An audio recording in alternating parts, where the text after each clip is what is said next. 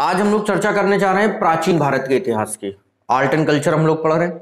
Art and culture में religious movement finish हो चुके हैं। रिलीजियस मूवमेंट के फिनिश होने के बाद अब हम लोग प्राचीन भारत में एंट्री करने जा रहे हैं। और अक्सर देखा गया है कि जब भी कोई बच्चा कंपटीशन की तैयारी करता है तो उसको प्राचीन भारत का इतिहास तैयार करने में बड़े कॉम्प्लिकेशंस आते हैं।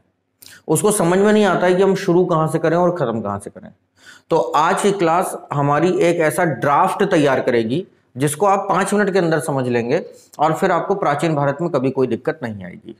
सबसे पहले आपको यह बात का ध्यान रखना चाहिए कि प्राचीन भारत का जो इतिहास है वो मौर्य काल से शुरू होता है। Mauryan empire is the first chapter of the ancient India. लेकिन पीछे आप लोगों ने 16 महाजनपद भी पढ़े हुए हैं।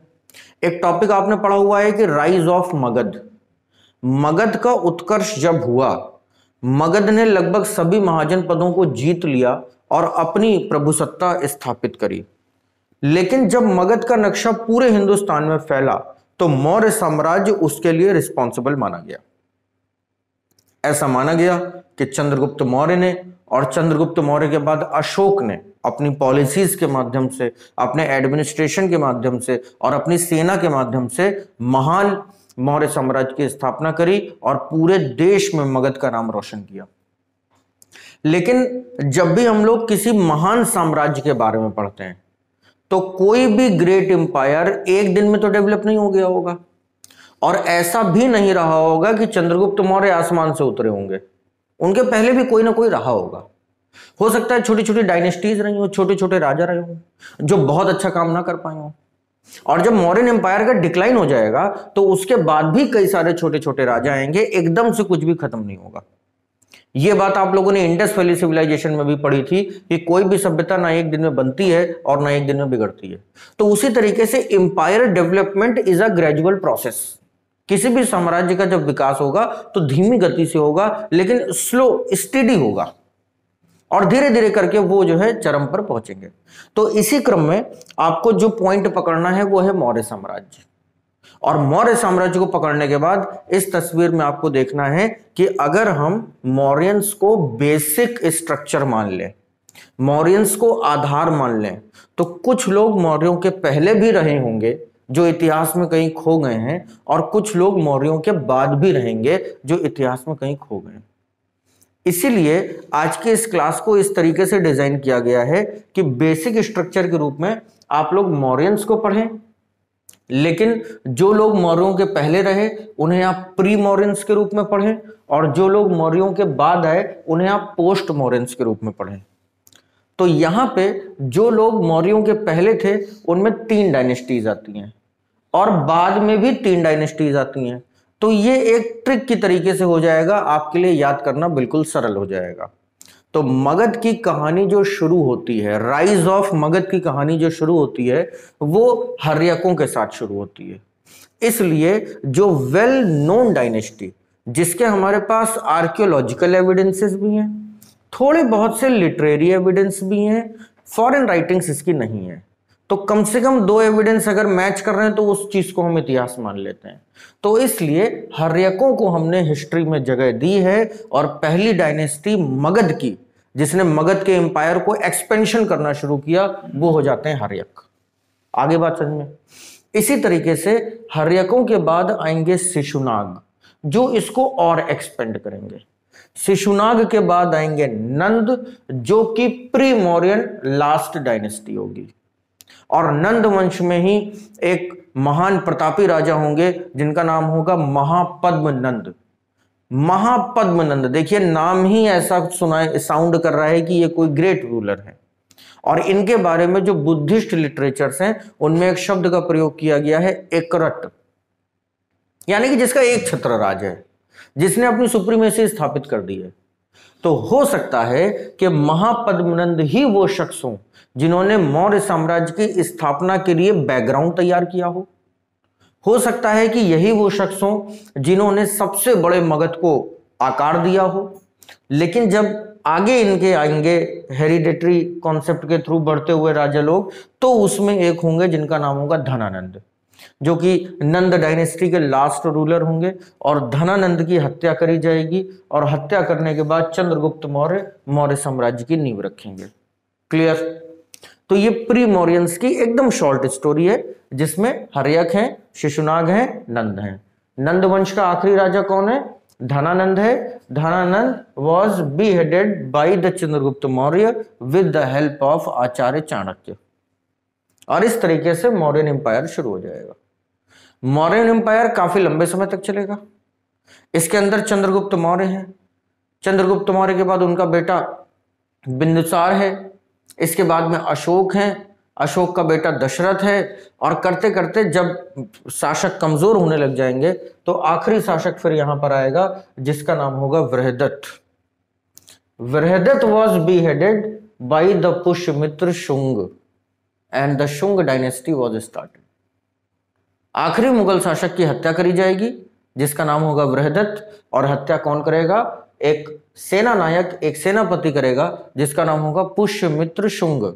और इसी के साथ वो शुंग डायनेस्टी शुरू कर देगा। शुंग ब्राह्मण होंगे और शुंग डायनेस्टी से ही ये माना जाएगा कि ब्राह्मण धर्म जो है वो रीस्टैब्लिश हुआ। इसी डायनेस्टी से हम लोग रिलीजियस मूवमेंट को खत्म मान लेते हैं। खत्म इन द सेंस कि उसका जो चमक है वो फीकी पड़ जाती है। चल तो आज भी रहा है, आज भी बौद्ध धर्म का प्रचार हो रहा है, आज भी जैन धर्म का प्रचार हो रहा है, लेकिन वो जो एक डिग्निटी थी रिलीजियस मूवमेंट की वो यहां से समाप्त हो जाती है। इसके बाद आएंगे कण्व और कण्वों के बाद आएंगे सातवाहन। सातवाहन तक आते आते आप ये मान लीजिए कि जो पोस्ट मॉडर्न से उनका भी काम खत्म हो जाएगा। तो जब भी आप मौर्य साम्राज्य को पढ़ेंगे तो ना ही केवल मौर्य साम्राज्य को पढ़ना पड़ेगा, उसके साथ ही 6 डायनेस्टीज आपको और पढ़नी पड़ेंगी। लेकिन ये छोटी छोटी हैं, इसमें आपको बहुत ज्यादा परेशान होने की जरूरत नहीं है। और आगे बढ़ने से पहले यहीं पे एक और कॉन्सेप्ट आप पकड़ लीजिए। ये महान साम्राज्य जब टूटेगा तो मौर्यों के टूटने से ही तो छोटी छोटी डायनेस्टी बनेगी। उदाहरण के तौर पर महान मुगलिया सल्तनत टूटी, औरंगजेब की मृत्यु हुई, तभी तो छोटे छोटे स्टेट्स पैदा हुए। मराठा, बंगाल, हैदराबाद, पंजाब। उसी तरीके से मौर्य साम्राज्य के टूटने के बाद छोटे छोटे स्टेट्स पैदा होंगे। और जब भी आपके पास स्मॉल एंड स्कैटर्ड स्टेट्स होंगे, यूनिटी नहीं होगी, ये सब आपस में ही लड़ेंगे, इंटरनल कन्फ्लिक्ट से परेशान रहेंगे, तो मौका मिल जाएगा बाहरी लोगों को हमला करने का। और यही वो टाइम होगा जब विदेशी हमले होंगे। भारत में पहला विदेशी हमला वैसे तो ईरानियों का माना जाएगा। अगर बहुत डिटेल में जाके आप एविडेंस देखेंगे तो ईरानियन अटैक्स सबसे पहले हुए थे, but was failed. Official attack जो इंडिया में पहला होता है वो यूनानी अटैक होता है। जिस कंट्री को आज आप ग्रीस कहते हैं, यहां से अटैक होता है। सिकंदर, अलेक्जेंडर का अटैक होता है। लेकिन वो अटैक कहां पर होता है? वो अटैक यहां पर होता है। और उसी अटैक से बचने के लिए, उसी अटैक को काउंटर करने के लिए चंद्रगुप्त मौर्य को तैयार किया गया था चाणक्य के द्वारा। इतना तो आप सभी लोग जानते भी होंगे। लेकिन जब यहां पे फॉरेन अटैक्स होते हैं तो काउंटर करने वाला कोई महान शासक नहीं है, क्योंकि ये मौर्यन डायनेस्टी डिक्लाइन कर चुकी है। तो ये विदेशी लोग कौन है जो भारत में अटैक करेंगे? ये है शक, कुषाण और हूण। सारे के सारे सफल नहीं होंगे।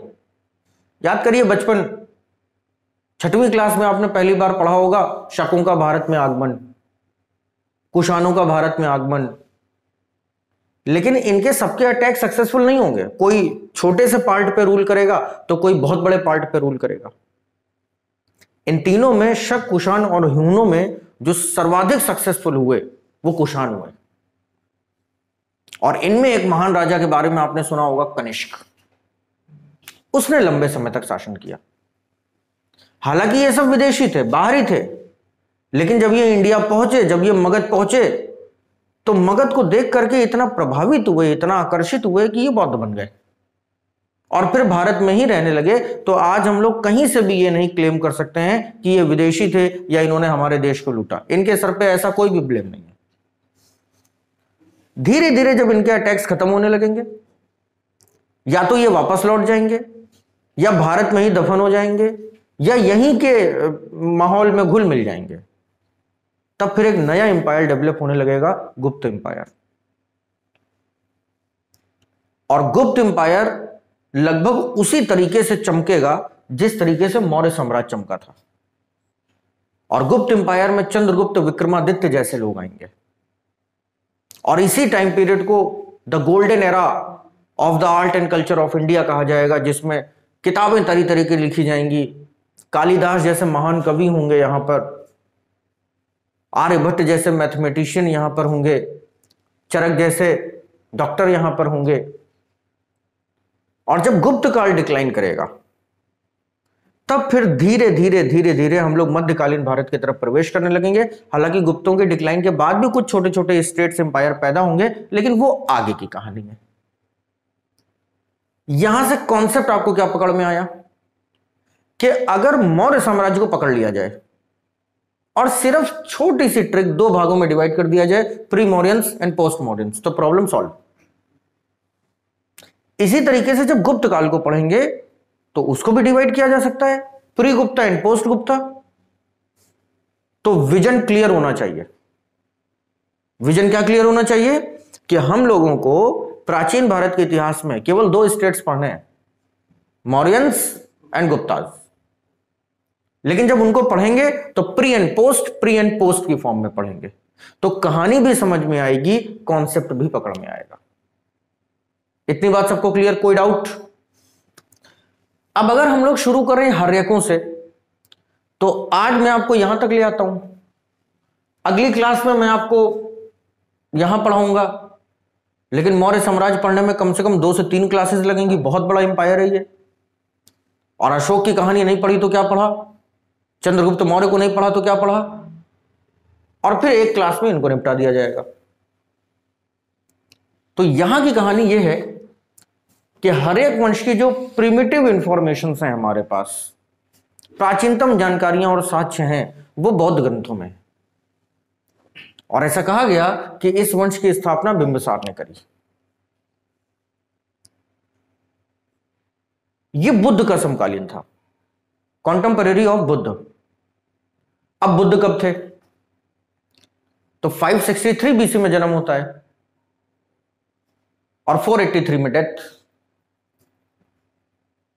तो कॉन्टेम्परेरी होने का मतलब कि बुद्ध तो फेमस आदमी थे, रिलीजियस मूवमेंट के सबसे बड़े नेता थे, तो उनकी तो डिटेल्स हमारे पास हैं, लेकिन बिंबिसार की तो डिटेल्स हमारे पास नहीं है। इसीलिए बिंबिसार के बारे में एनसीईआरटी म्यूट है, मौन हो जाती है। लेकिन अगर आप मार्केट में बिकने वाली किताबों को पढ़ेंगे तो वो उसकी जन्म कुंडली आपको बता देंगे। तो उस पर ट्रस्ट करना बड़ा मुश्किल काम है, क्योंकि उनको खुद को नहीं पता कि वो डेट कहां से लेकर के आए हैं। तो बिंबिसार को समझने का सबसे अच्छा तरीका क्या है कि he was contemporary of Buddha. बात खत्म। आगे बात समझ में? और इसने क्या किया, किसको जीता किसको नहीं जीता, वो भी आपको जानने की आवश्यकता नहीं है। लेकिन आपको बस ये एक पॉइंट यहां पे क्लियर होना चाहिए कि इसके टाइम में एक्सपेंशन ऑफ मगध शुरू हो चुका था। वो मगध जो बिहार में छोटी सी जगह पर था, अब वो अपने आसपास की जगहों को जीतने लगा था। ये वही दौर था जब बुद्ध की लोकप्रियता अपने चरम पर थी, इसलिए लोग पशु बलि का विरोध करने लगे थे, क्योंकि बुद्ध ने भी विरोध किया। और जब पशु बलि का विरोध होगा तो फिर ब्राह्मणिज्म को चुनौती मिलेगी। लोहे की खदानों की खोज हो चुकी है इसके समय में, शस्त्र अस्त्र बन रहे हैं। यही रीजन है कि बिंबिसार को महान राजा भी कहा जाएगा। और इसके दरबार में एक वैद्य है। आज के समय में जैसे प्रधानमंत्री के पास अपनी एक मेडिकल टीम होती है जो 24/7 अलर्ट मोड में रहती है, तो उसी तरीके से इसका दरबारी वैद्य है जिसका नाम है जीवक। तो बुद्ध जब बीमार पड़े, स्टोरी आप लोग पढ़ चुके हैं, तो इसने जीवक को भेजा था कि आप जाओ और कुछ भी करके कोशिश करो कि उनको बचा लिया जाए। लेकिन बुद्ध को बचाया नहीं जा सका।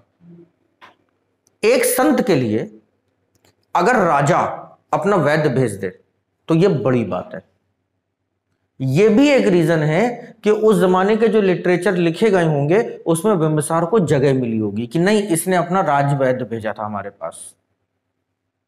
तो मूल रूप से प्री के पर्पज से या फ्रैक्चुअल एग्जाम के पर्पज से क्या दो क्वेश्चन निकलते हैं? पहला कि among which one of these was the contemporary of Buddha, Bimbisara, and who was जीवक। तो he was the Colt doctor कह सकते हैं, वॉज बिंबिसार, जिसने बुद्ध को बचाने की कोशिश करी। बिंबिसार के बाद अगला नंबर जो आता है हर्यक डायनेस्टी में, वो आता है अजातशत्रु का। और अजातशत्रु का शाब्दिक अर्थ होता है जिसका कोई शत्रु ना हो, उसको अजातशत्रु कहते हैं। अब ऐसा तो हो ही नहीं सकता कि जिसका कोई शत्रु ना हो, वो भी इस काल में जब लोग डेवलपमेंट करना चाह रहे हैं। तो ऐसा कहा गया कि Ajatashatru had killed his father, इसने बिंबिसार की हत्या करी और गद्दी पर बैठा। तो जब अपने पापा को ही मार के गद्दी पर बैठ गया तो फिर शत्रु कहां बचेगा? इसने भी रूल किया। और कहते हैं कई लड़ाइयां इसने जीती। इसके पास अपने समय के सबसे डेवलप्ड वेपन और वॉर टैक्टिक्स टेक्नोलॉजी थी। इसके पास कुछ ऐसे इक्विपमेंट्स थे जिनसे बड़े बड़े पत्थर के गोले फेंके जा सकते थे, किलों को तोड़ा जा सकता था। इसके पास कुछ एक ऐसा रथ हुआ करता था, ऐसा कहते हैं कि एक इसके पास रथ हुआ करता था जिसमें आगे एक पंखा लगा हुआ था, और अगर चलोगे तो सबके गले जो हैं वो कटते चले जाएंगे। तो इतिहास में कुछ सच्चाइयां जो हैं खो गई थी, जो उनको निकाल निकाल के अब आपके सामने भी लाया जा रहा। नाम तो नहीं लेना चाहूंगा, लेकिन ये इक्विपमेंट्स आजकल आप लोग देखते हैं फिल्मों में, वो अजातशत्रु के पास थे। इसके बाद अगला और आखिरी राजा यहां का होता है उदयन। उदयन, और उदयन के बारे में कहते हैं कि इसने पाटलिपुत्र की स्थापना करी थी। जो आज के समय में पटना शहर है, यह उदयन के द्वारा बसाया गया। कहीं कहीं पे आपको ऐसा लिखा भी मिल जाएगा ही transferred the capital from Rajgriha to Pataliputra. तो मगध की पुरानी राजधानी जो है वो राजगृह है, लेकिन उदयन ने क्या किया, उसको शिफ्ट कर दिया पाटलिपुत्र। तो इस तरीके से हर्यक वंश का ये ओवरव्यू आपके पास आ जाता है। अगला नंबर आता है शिशुनाग वंश का, शिशुनाग डायनेस्टी। तो इसकी स्थापना जिसने करी उसका नाम ही शिशुनाग है। और शिशुनाग के बारे में कहते हैं कि इसने अपने पूर्वजों से यानी कि हर्यक वंश से सीख ली और अपनी पूरी ताकत और पूरी टेक्नोलॉजी झोंक दी मगध को आगे बढ़ाने में। और कहते हैं कि इसने वैशाली से लेकर के और कौशल तक को जीता और मगध का साइज पहले से डबल कर दिया। मगध का साइज शिशुनाग के समय में इतना ज्यादा बढ़ चुका था कि आयरन ओर की माइंस, प्रोडक्टिव एरियाज और कुछ इंपॉर्टेंट रिसोर्सेज मगध के कब्जे में आ चुके थे। सेना भले ही कमजोर हो, लेकिन युद्ध के दौरान अगर सेना सबसे पहले शत्रु के गोला बारूद पे ही कब्जा कर ले तो आधी लड़ाई खत्म। तो कहते हैं कि इसने कुछ ऐसा किया था। और इसके भी जो जानकारी है, जो एविडेंस है, वो बुद्धिस्ट लिटरेचर में है, इसके अलावा कहीं कुछ नहीं। जब बुद्धिज्म हम लोग पढ़ते हैं तो बुद्धिज्म को इसीलिए हम लोग इतना डिटेल में पढ़ते हैं, बुद्ध को हम लोग इतना इसीलिए मानते हैं क्योंकि उनकी वजह से जो लिटरेचर लिखे गए उससे कम से कम हमको इतिहास की भी समझ विकसित हो गई। और इसके बाद आता है नंदवंश, और नंदवंश के प्रतापी राजा हैं महापद्मनंद, जिन्होंने स्थापना करी है। एकरट की उपाधि है इनको, जैन लोगों ने इनको एकरट की उपाधि दी है। एक छत्र राज है। यहां पे सिंगल आदमी शिशुनाग, फिर नंदवंश में महापद्मनंद। और महापद्मनंद ने ऐसा चक्कर चलाया, ऐसा डिप्लोमेटिक स्ट्रक्चर तैयार किया, ऐसे स्ट्रेटेजी तैयार करी कि नंद डायनेस्टी का जो एक्सपेंशन है वो विंध्याचल तक हो गया। विंध्याचल का मतलब आज का एमपी, यहां तक हो गया। पूरब में तो है ही, उनकी तो जड़ें तो पूरब में ही है, बिहार में। और पश्चिम तक भी इनका एक्सपेंशन हुआ। पश्चिम में कहां तक? कुरु, वहां तक हुआ। लेकिन जब महापद्मनंद के बाद धनानंद आते हैं तो फिर धीरे धीरे मामला गड़बड़ होने लगता है। और उसका जो इकलौता रीजन है वो ये माना जाता है कि कनक कनकते 100 गुनी मादकता अधिक आए। अगर आपके पास बहुत ज्यादा पैसे आ जाएं, बहुत ज्यादा संपत्ति आ जाए, तो उसको संभालने की योग्यता भी तो होनी चाहिए। वो योग्यता धनानंद में नहीं थी। और चूंकि धनानंद के समय में ही नंद डायनेस्टी का अंत होता है और मौर्य डायनेस्टी की शुरुआत होती है, इसलिए धनानंद के लिए हमारे पास प्रॉपर एविडेंस है। अब ये धनानंद है कौन? नंद वंश का आखिरी राजा है, विलासी है, लग्जरियस लाइफ जीता है, और इसकी लग्जरियस लाइफ के किस्से बड़ी दूर दूर तक फेमस हैं। जैसे सुबह सो के उठते ही शराब पी लेना, दिन भर दरबार में मस्ती करना, दूर दूर से डांसर्स बुला के अपने आप को एंटरटेन करना, नॉनवेज पार्टीज देना लोगों को,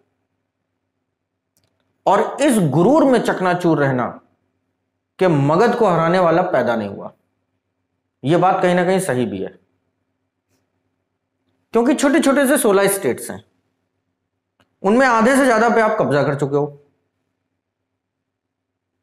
and today you are like a big bull, और आपके सामने सब चूहे हैं, तो कौन आपको हरा पाएगा? लेकिन आपको यह नहीं भूलना चाहिए कि पूरी दुनिया में भी सब चूहे हैं। फॉरेन अटैक्स भी तो हो सकते हैं। यह बात इसने कभी सोची नहीं। और इसके दरबार में जो अमात्य हैं, पुरोहित हैं, जो राजा के सीईओ हैं, वो हैं आचार्य चाणक्य, और वो इनके डैडी के जमाने से हैं, महापद्मनंद के जमाने से हैं। और कहते हैं कि वो बचपन से ही कहते थे कि पूत के पांव पालने में दिखाई दे जाते हैं। बचपन से इसको डिसलाइक करते थे वो। समझाया नहीं, उसके समझ में आया। तो ये जो चाणक्य नाम का कैरेक्टर है, इनके 3 नाम है। पहला तो चाणक्य, वर्ल्ड फेमस आचार्य चाणक्य। इनका एक नाम विष्णुगुप्त भी है, और असली नाम विष्णुगुप्त ही है, और एक नाम है कौटिल्य। तो ये तीनों नामों में आपको कभी भी कंफ्यूजन नहीं होना चाहिए। अब चूंकि जो पुरोहित है उसकी जिम्मेदारी है राजा को सही सलाह देना, तो आचार्य चाणक्य इनको सही सलाह देते हैं, लेकिन इनके समझ में कहां आएगी? जब ये मद में चूर हैं तो इनको कहां से एडवाइस समझ में आएगी? और तभी चाणक्य को पता चलता है कि अलेक्जेंडर वहां से चल चुका है। अब अलेक्जेंडर कौन है? तो जिस कंट्री को आज आप ग्रीस के नाम से जान रहे हैं, इसको तब यूनान कहते थे, और कैपिटल थी मकदूनिया। इसके पापा का नाम था प्रिंस फिलिप, उनका बेटा था सिकंदर, अलेक्जेंडर। ब्रिलियंट, बहुत होशियार। हमेशा मैं आपको यही समझाता हूं कि शत्रु की क्वालिटीज को देखिए, कमियों को नहीं। उसके अंदर ऐसी कौन सी क्वालिटीज हैं कि वो आपका शत्रु बन गया? और सोक्रेटिस का शिष्य है, सुकरात का चेला है वो। तो जिसको सोक्रेटिस ने ट्रेन किया हो, वो किस लेवल पे काम करेगा, इसका आइडिया आप लगा लीजिए। ये निकलता है अपने विश्व विजय के अभियान पे। और उस जमाने में विश्व का मतलब क्या है, यह जरूर आपको समझना चाहिए। नॉर्थ अमेरिका, साउथ अमेरिका विश्व में नहीं आते, क्योंकि अनडिस्कवर्ड है अभी। और उस जमाने में ऐसी कोई टेक्नोलॉजी नहीं है कि पानी के जहाज में भर के पूरी सेना जाएगी अमेरिका पे अटैक करने। तो जब भी आपसे कहा जाए विश्व विजेता, तो विश्व का मतलब ये आज का ग्लोब नहीं है। विश्व का मतलब है केवल वो विश्व जो डिस्कवर्ड था। पूरा अमेरिकन सबकॉन्टिनेंट वाज अनडिस्कवर्ड, और अगर डिस्कवर्ड होता भी तो वहां पे अटैक पॉसिबल नहीं है। अटैक केवल जमीनी रास्ते से पॉसिबल था इस जमाने में। पानी का जहाज नहीं है, हवाई जहाज नहीं है। तो विश्व में से आप नॉर्थ अमेरिका, साउथ अमेरिका हटा दीजिए। और ये खुद कहां का है? यूरोप का। तो यूरोप को रखते हैं वहां पे हम लोग। अफ्रीका तब भी अनडिस्कवर्ड था, आज भी अनडिस्कवर्ड है। अफ्रीका तब भी दुनिया का सबसे पिछड़ा महाद्वीप था, आज भी पिछड़ा हुआ है। तो जो नॉर्दर्न अफ्रीका है, जहां पे इजिप्ट है, लीबिया है, ट्यूनीशिया है और बहुत ज्यादा खींच खाच के मोरक्को है, यहां पर तो आबादी रहती थी। लेकिन जैसे जैसे आप ट्रॉपिकल रीजन में आते चले जाएंगे, इक्वेटर के नजदीक आते चले जाएंगे, तो फिर अफ्रीका भी अनडिस्कवर्ड है। तो डिस्कवर्ड है क्या? एशिया, मेसोपोटामिया, बेबीलोनिया, दजला फरात वैली, इंडस वैली, वैदिक कल्चर, इंडियन सब कॉन्टिनेंट, 16 महाजनपद स्टेट्स, ये सब डिस्कवर्ड है और वेल नोन है, और इनके पास अथाह प्रॉपर्टी भी है। तो उस जमाने में दुनिया का मतलब क्या है? या तो यूरोप और या तो एशिया और थोड़ा बहुत नॉर्दर्न अफ्रीका। अच्छा, ऑस्ट्रेलिया इज ऑल्सो अनडिस्कवर्ड, तो वहां भी जाने का कोई मतलब नहीं है। और जाते भी तो अफ्रीका में रेगिस्तान के अलावा है क्या? कुछ नहीं। तो सिकंदर अपने विश्व विजय के अभियान पर निकला, इस बात का मतलब अब आपको क्लियर हो गया होगा। वर्ल्ड का मैप अगर आप उठाएंगे तो वहां पे कुछ चीजों को लोकेट करना पड़ेगा, तब कहानी में मजा आएगी। और ये कहानी मैं आपको आज नहीं सुनाऊंगा, आज मैं आपको केवल इसका बैकग्राउंड पकड़ाने की कोशिश करता हूं। अगर आप यूनान को यानी कि ग्रीस को देखें वर्ल्ड के मैप पर, तो ग्रीस से एक रास्ता जाता है जो टर्की में खुलता है, और इसके लिए आपको bridge of Europe, sea of Marmara पार करना पड़ेगा। तो ये इस रास्ते से निकला। जब आप टर्की से नीचे उतरेंगे, दक्षिण की तरफ जाएंगे, तो वहां पे आपको सीरिया मिलेगा। सीरिया के बाद आपको इराक मिलेगा। इराक के बाद आप आगे बढ़ेंगे तो आपको ईरान मिलेगा। ईरान के बाद आपको अफगानिस्तान मिलेगा। आज का अफगानिस्तान और पाकिस्तान के बॉर्डर पे आपको खैबर पास मिलेगा, खैबर दर्रा। ये दर्रा पार किया जाएगा। इंडस रिवर मिलेगी, नदी पार करनी पड़ेगी, और फिर जाके आप नॉर्थ वेस्ट इंडिया में एंटर करेंगे, और उस जमाने में हिंदू कुश के रास्ते से आप एंटर करेंगे, और फिर आप झेलम और व्यास नदी तक पहुंचेंगे। तो ये रूट है, और जो बच्चा इस रूट को समझ जाएगा वो आधी कहानी ऐसे ही समझ जाएगा। क्योंकि ऐसा नहीं है कि जब कोई योद्धा या कोई हमलावर यूनान से निकलेगा तो फूल बिछा के उसका स्वागत किया जाएगा कि जाइए, रास्ता क्लियर है इंडिया के लिए। ऐसा तो नहीं होएगा ना। वो जहां भी जाएगा वहां पे उसको स्ट्रगल करना पड़ेगा, उसको जीतना पड़ेगा। तो अगर वो यूनान से निकल के टर्की पहुंचा है तो पहले टर्की को जीतेगा ना। अगर जीतने लायक वहां पे कुछ नहीं है, अगर वहां पे ट्राइब्स रहती हैं, रास्ता क्लियर है, तो निकल जाएगा। इराक पहुंचेगा तो उसको लड़ाई लड़नी पड़ेगी ना। उस जमाने में तो इराक का कॉन्सेप्ट ही नहीं था, लेकिन पर्शिया का कॉन्सेप्ट था। तो पर्शिया जीतेगा ना, बैक्ट्रिया जीतेगा ना, और ये सब जीतते जीतते वो पहुंचेगा। तो एक दिन में आ भी नहीं पाएगा। आज अगर आप ग्रीस से फ्लाइट लेकर के बिहार पहुंचने की कोशिश करें तो मेरे ख्याल में फ्लाइट 8 घंटे की होगी। अब सोचिए पैदल, वो भी पूरी सेना। तो ये पूरा प्रोसेस 1-1.5 साल का होगा कि नहीं होगा। तो जब वो वहां से निकला, तब जो गुप्त सूत्र हैं, सूत्रों के हवाले से खबर, उन्होंने चाणक्य को बताया कि सर ये है, उसका टारगेट मगध है, विश्व विजय के अभियान पर निकला है, और विश्व विजय उसकी पूरी उस दिन हो जाएगी जिस दिन वो मगध को जीत लेगा। चाणक्य ने जाके समझा दिया कि देखो बेटा, ऐसा ऐसा है, पीना वीना छोड़ो तुम और कुछ स्ट्रेटेजी बनाओ। वो मद में चूर है, वो कह रहा गुरुजी चिंता मत करो, मगध को हराने वाला पैदा नहीं हुआ। गुरुजी चले गए, उससे क्या बात करेंगे।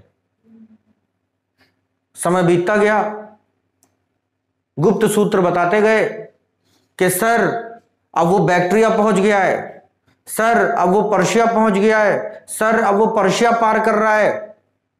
और जब पर्शिया उसने पार कर लिया तब चाणक्य को चिंता हुई, क्योंकि ईरान से बचा ही कितना। सुलेमन माउंटेन को पार करेगा, खैबर दर्रे से एंट्री करेगा, सिंधु नदी आ गई। और मगध क्षेत्र सिंधु नदी से ही प्रारंभ होता है, हिंदुकुश मगध में आने लगा था तब। फिर गए, उसको समझाया बेटा ऐसी ऐसी बात है, समझो, आप मामले की गंभीरता को समझिए। मैं नहीं कह रहा हूं कि मगध की जो आर्म्ड फोर्सेस है वो कमजोर हैं, मैं ये भी नहीं कह रहा हूं कि तुम एक कैपेबल रूलर नहीं हो, लेकिन इस समय तुम अपने पर्सनल इंटरेस्ट के बारे में मत सोचो, इस समय देश के लेवल पे सोचो। अगर कोई आदमी हजारों किलोमीटर दूर से तुम्हारे ऊपर हमला करने आ सकता है तो वो पागल नहीं होगा, उसके पास भी कोई ना कोई एक अच्छी स्ट्रेटजी होगी। अब वो मद में चूर आदमी बैठा है, उसको आप ये सब बातें समझाएंगे तो उसको बुरा नहीं लगेगा।